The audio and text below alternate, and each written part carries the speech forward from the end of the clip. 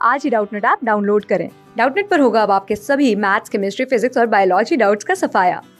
बस अपने क्वेश्चन की फोटो खींचो, उसे क्रॉप करो और तुरंत वीडियो सोल्यूशन पाओ।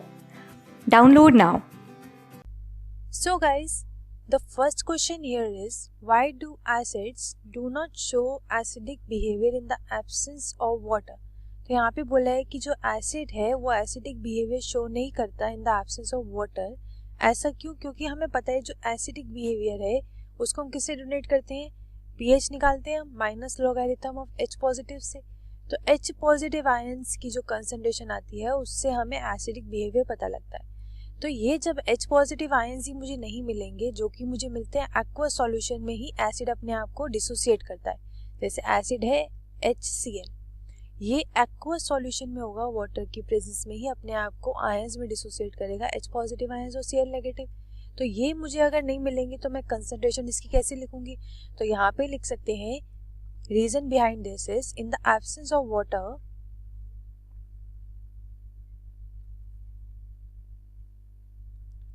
acids do not produce H positive ions. H positive ions produce नहीं करता, that's why do not show the acidic behavior. Clear है? अब आते हैं सेकेंड पॉइंट पर। सेकेंड पार्ट में क्या पूछा है मेरे से कि एक्वा सॉल्यूशन जो है मेरा एसिड का वो कंडक्ट करता है इलेक्ट्रिसिटी। ऐसा क्यों? तो इलेक्ट्रिसिटी जो है वो हमारे चार्जेस की वजह से कंडक्ट होती है। ठीक है, जब चार्जेस मूव करते हैं तो इलेक्ट्रिसिटी को प्रमोट करते हैं। तो यहाँ पे जो एक्वस सॉल्यूशन की बात हो रही है, एक्वस सॉल्यूशन ऑफ एसिड, अभी हमने बात किया था कि इन एब्सेंस ऑफ वाटर वो हमें चार्जेस नहीं देगा, डिसोसिएट नहीं हो पाएगा। ठीक है, पर in the presence of water aqueous solution में, aqueous solution of an acid produces, it produces charge particles, और वो चार्ज पार्टिकल्स हम कौन बोल रहे हैं, किसकी बात कर रहे हैं? That is called ions. और ये आयंस फर्दर क्या करते हैं? They carry electric current and these ions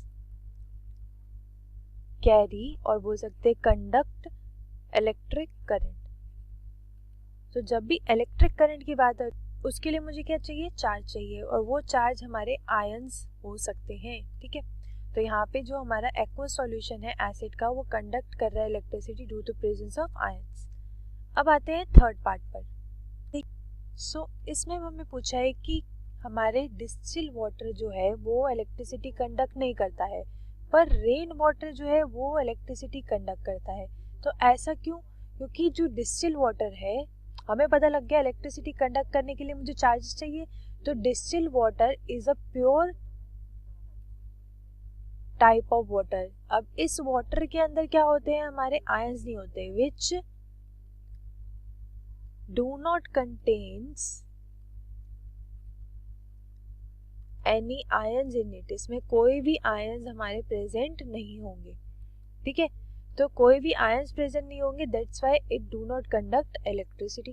ठीक है, पर अगर बात करें हम रेन वाटर की, तो rain water contains dissolve gases. वो डिसॉल्व गैसेस होती है हमारी SO2, जैसे कि SO2, CO2। ठीक है, बहुत सारी होती है। ये फर्दर डिसॉल्व गैसेस हमारी क्या करती है? These dissolved gases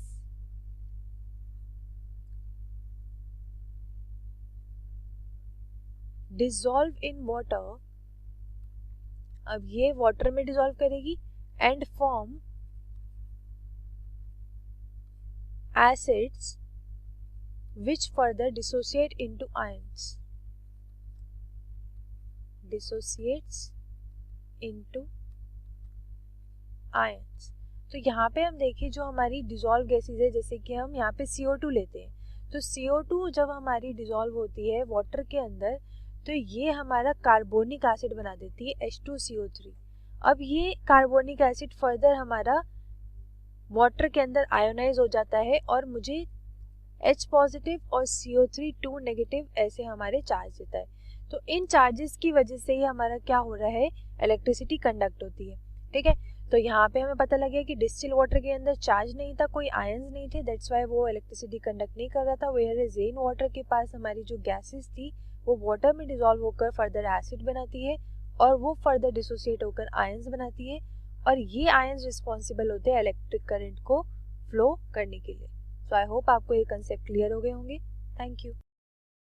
क्लास 6 से 12 से लेके नीट, IIT, जेई मेंस और एडवांस के लेवल तक 10 मिलियन से ज़्यादा स्टूडेंट्स का भरोसा। आज ही डाउनलोड करें डाउटनेट ऐप या व्हाट्सएप कीजिए अपने डाउट्स 8400 400 400 पर।